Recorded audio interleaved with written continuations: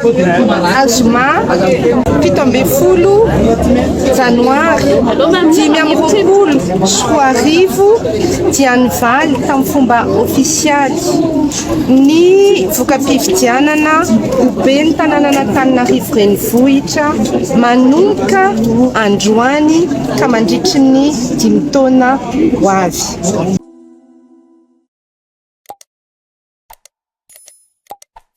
Faly miarabantsika jiaby mpanaraka ny saina ty vaovaomalagasy vaovao miparitaka amin'ny tambazotra serasera amin'izao fotoana izao manko ny famoahana voka-pifidianana ben'ny tanàna sy ny mpanolo-tsaina eto amin'ny faritany Antananarivo ka i Harilala Ramanantsoa izay avy amin'ny vovonana isika rehetra miaraka amin'ny andryrajoelina no lany ary hitondra mandritra ny 5 taona ny tanàna Antananarivo renivohitra izay. Izy ny loha laharana nahazo vato be indrindra tamin'ny Sambato 17 faingo 2020 isanjato izay. Fantasy zany nandritra ny fotoam-pitsarana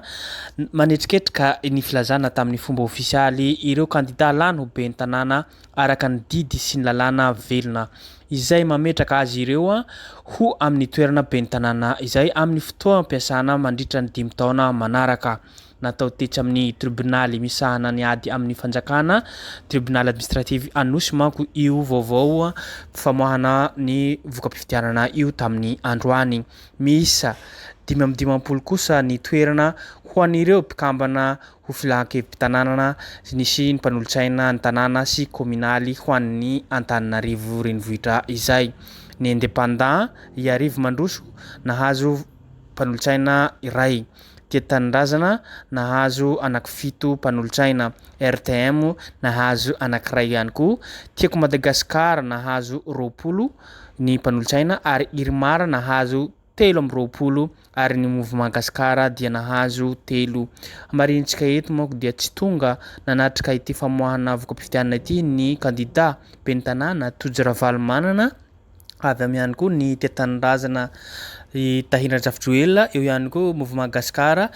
Fenso sy ny sisa tsy voatanisa fa i Harilala Ramanantsoa ihany no tonga nanome voninahitra amin'ity fifidianana ben'ny tanàna ity ary efa fatapatatra manko fa hoe fa zareo ihany ane ho lany eo ary zareo zao no lany no hitantana mandritra ny 5 taona ary hitantsika manko video fa naneho-kevitra nataony teo zay ty manko misy video koa fa naneho-kevitra nataony fa izy dia solotena voafita amin'ny vovon'ny Irmara isika rehetra miaraka amin'ny andryrajoelina fa nanitsim-piziny na mafy izy hoe izy dia ben'ny tanàna ny Antananarivo renivohitra izay ny vahoaka na Antananarivo rehetrarehetra no mahaben'ny tanàna azy fa tsy avy amin'ny Irmara izany. Zay izy tompolahy sy tompoko vavy eo ihany koa ny antoko-panohitra rehetrarehetra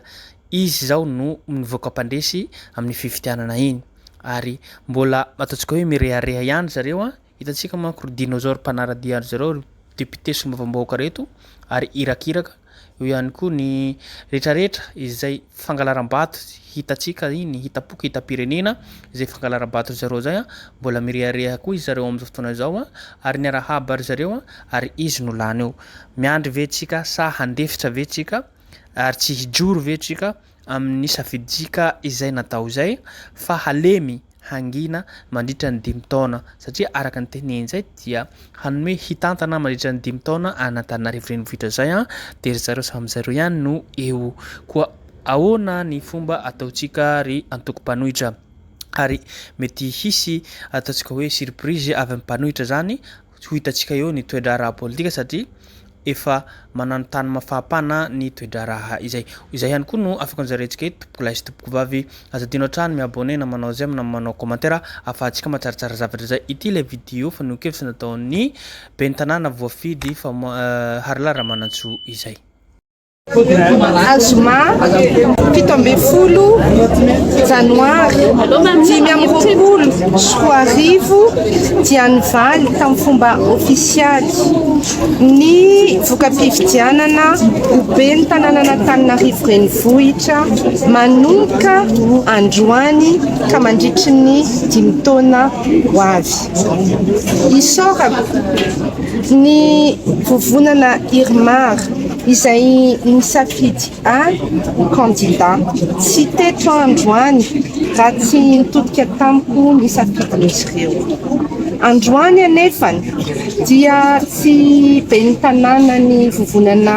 Irmara fotsiny ihany ny tenako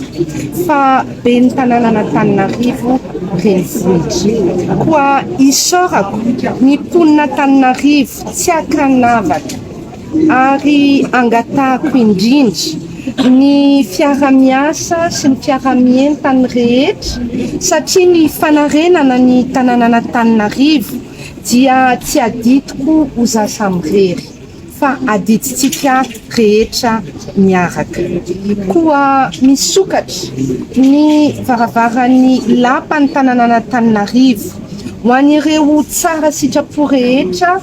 vonina ny fanometanana